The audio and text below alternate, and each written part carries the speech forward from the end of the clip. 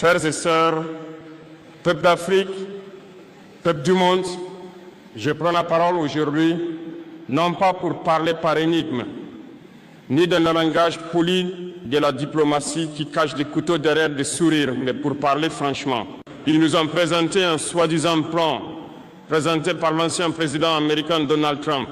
Et il l'appelle un plan de paix pour Gaza, pour Palast, pour le Moyen-Orient. Il l'affiche avec des mots clinquants, des présentations soignées, des promesses de prospérité et d'investissement. Mais lorsqu'on en retire l'emballage, lorsqu'on examine sa substance, on s'aperçoit qu'il ne s'agit pas de paix, c'est de la domination.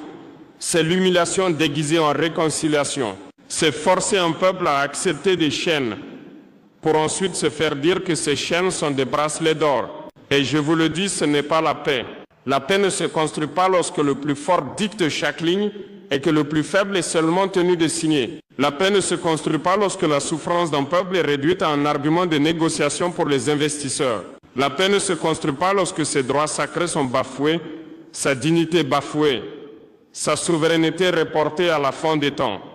La paix n'est pas le silence des opprimés, c'est la justice qui leur permet de se tenir debout. Lorsque Donald Trump a présenté son plan de paix Gaza, beaucoup l'ont applaudi sans réserve. Certains disent que c'était pragmatique, d'autres que c'était audacieux, d'autres encore ont dit que c'était au moins quelque chose. Mais laissez-moi vous dire, une coupe empoisonnée reste empoisonnée. Aussi belle soit-elle, un fruit pourri ne peut nourrir, aussi doux soit-il à première vue. Je vous le demande à nouveau, quelle paix est-ce là, où l'occupant maintient sa botte appuyée sur la poitrine du pays? Et pourtant, on demande au monde d'applaudir comme si justice avait été rendue. Quelle paix est-ce là, où le pays est divisé par des murs, où les points de contrôle rythment la vie d'un peuple, où les mères ne peuvent pas arriver à l'hôpital à temps, où elles grandissent sous des drones au lieu d'un ciel ouvert.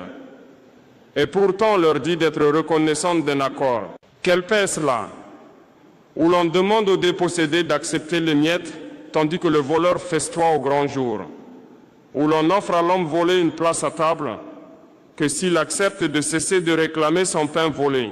Quelle paix est-ce lorsque la solution ne naît pas du sol de Palast, n'est pas inspirée par les voix de Gaza, n'est pas façonnée par la volonté de son peuple, mais est écrite dans les bureaux de Washington, dessinée sur des cartes à des milliers de kilomètres.